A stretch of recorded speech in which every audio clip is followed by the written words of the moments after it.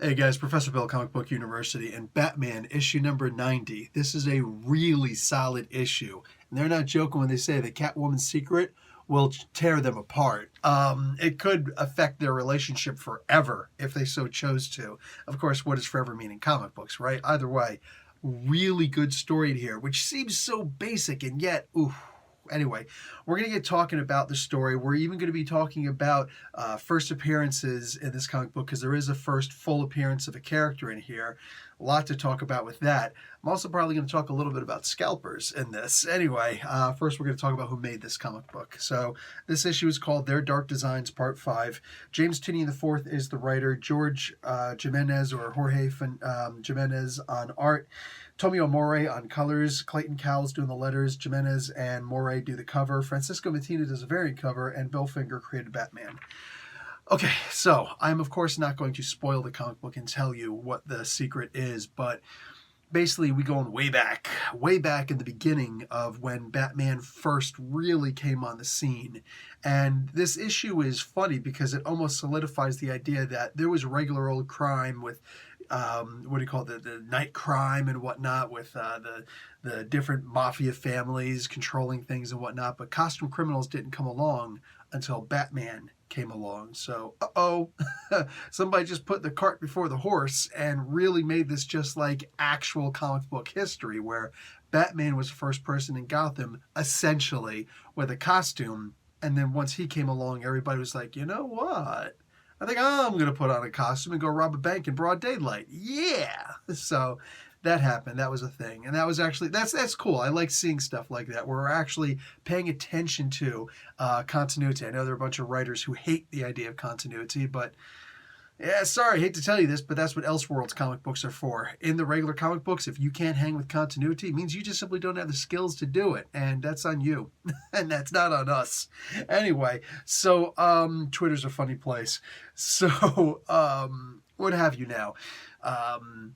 Catwoman got into a deal along with what do you call it, Joker and Penguin and the Riddler. So these are the original four villains from like the 1966 Batman series, right? The 66 Batman.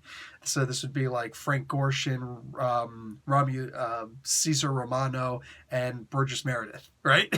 So, and of course, three different versions, three different actresses playing Catwoman, and they're all amazing. But yeah, this is pretty freaking wicked, right? Was Barbara Eden the first? I can't remember. Crap.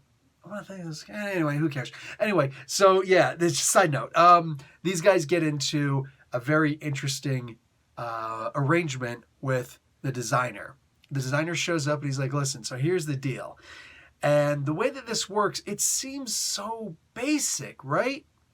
But is it basic to have a grandfather figure who sits down and works it out with you, like destroys your plan, and then you come up with a new plan to thwart that, and it destroys that one, and you guys keep on working it until it is literally a foolproof plan? Wow. Impressive. Like, it's something so basic, and yet I'm sitting here gobbling this up like, yeah, this would work in real life. And that's one of the things I love about Tynion. He's making this his run on Batman one that is so believable, so real. It doesn't have to be, oh, I mind injected you with nanites that allow you to compute thoughts at a high... Nobody needs that, man. Just sit down and look, let's work this out. Let's actually work this out, and let's make it so that you get to do one amazing thing.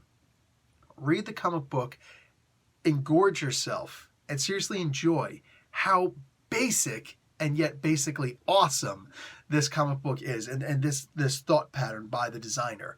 Couple other things happen in the comic book, all of it enjoyable, and yeah, Catwoman's got a lot of splaining to do after this. Now, let's talk about first appearances. So, in the previous issue number 89, was the first cameo appearance of Punchline, whose first full appearance apparently is in Hell Arisen 3. Yeah, I got both of them. I got this one. It is what it is. Who cares? You know what I'm saying? I like the appearance in the previous issue of Batman number 89, better than I like the Hell Arisen one, because at least she talked in the other one twice. You know what I'm saying? The two panels she was in. Anyway, whatever. I honestly enjoyed the previous issue better for her first appearance. As far as the designer, his first cameo appearance was in the previous issue also. And I believe he talked, whether he did or didn't, they did show his full appearance anyway. In this one, they more than give his first full appearance. Like, he gets a full freaking appearance. Blurred Without Fear. Ernie, he would say a whole ass appearance. Anyway, there's a whole bunch of stuff in here, and it's actually really cool. This seems like a very interesting character in the sense that he's going to have, even if the character were to die tomorrow, the idea is that he's going to have long-lasting consequences on the Batman universe. And eventually somebody, even if he does die, somebody's going to come along and play him again later. I mean, this is going to be like that Red Mask thing, the Red Hood thing, where it's like, oh, I see what you did there. So this is considered easily his first full appearance. So, yeah, my comic book store and a lot of comic book stores, they're actually taking measures to make sure that the longtime readers will get their comic books before scalpers get to come in and get theirs. So this was a problem that we had with issue number 1 and 2. And if you guys want to go and check out my podcast, it's like BuzzFeed, CBU.com, whatever it is. Anyway, I'll have a link for it below, and you could go and look at it on the Buzzsprout. It is. Go and check out the Buzzsprout one, or wherever you get your podcast. Go check out Comic Book University podcast. Boom, you'll find it. And I did talk extensively about this in the previous 2 podcasts that I did with guests. Chillmonger's a permanent resident, and we're going to keep Ernie as long as he'll keep coming back. You know what I'm saying? If we can make him a permanent fixture, we will. But nonetheless, yeah, this was a good one. But there are a lot of scalpers involved here. Check this out. Tinian actually did a really good thing in that he only revealed all 3 of these particular issues that I just mentioned, and the first appearances, the first cameos, and so on and so forth in his newsletter. I believe it was issue number 7 of his newsletter. We're up to like 11 now or something like that. Anyway, it was a quiet thing. It didn't stay quiet for long.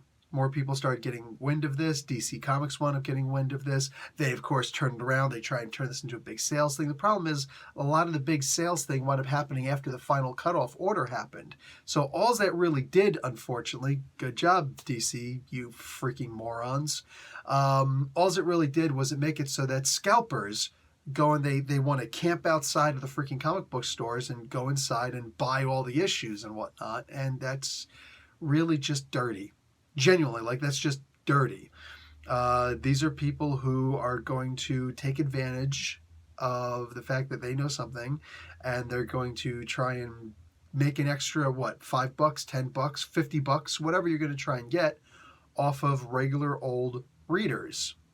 So if I'm just simply saying this right now, the best comic book stores are the ones who are saying, listen, we already have pull lists from people. And we're going to take our oldest members of the pull lists, and we're going to fill their bins first. So they are guaranteed a copy. And if we have any copies left over, we will limit it to 1 per customer. Deal with it. You don't like that? Wah.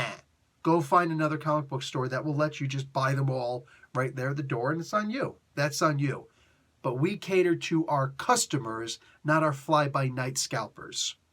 And I love that. These are the best comic book stores. And if you can convince your comic book store to do that, I'm telling you right now, that's a good thing. If you're one of the scalpers, let's be realistic. I can say anything I want to these people. I can call them the scum of the earth. They're still going to keep coming back. Because at the end of the day, this is one of those comic book channels that does talk about this information that the scalpers can go, ooh, I could take advantage of that. So honestly, I'm not afraid of losing anybody in this. But when push comes to shove, this is a really, really dirty tactic that people use to try and make a quick couple of bucks. And what did they do? Oh, they had a couple little bits of information that somebody else didn't have. Oh, insider trading? Not really. That's not what insider trading is. But, yeah, it's dirty. So my recommendation, try hard to find a comic book store that allows you to, or that allows their sales to go to regular customers as opposed to somebody who, you know, hey, you open? Yeah, oh, my first time here. Do you have Batman number 90? How many do you have? I'm going to just take them all. Can I have a bag for that? Don't worry, I've actually got a bag. Like, these are the kind of people who you want to avoid in your comic book store and say, oh, sure, we've got a couple on the shelves. You can buy one. These are the best comic book stores. That's my comic book store. That's why I keep on going back to my comic book store. Gotham Central Comics and Collectibles, right here in Mississauga, Ontario, Canada. Just saying.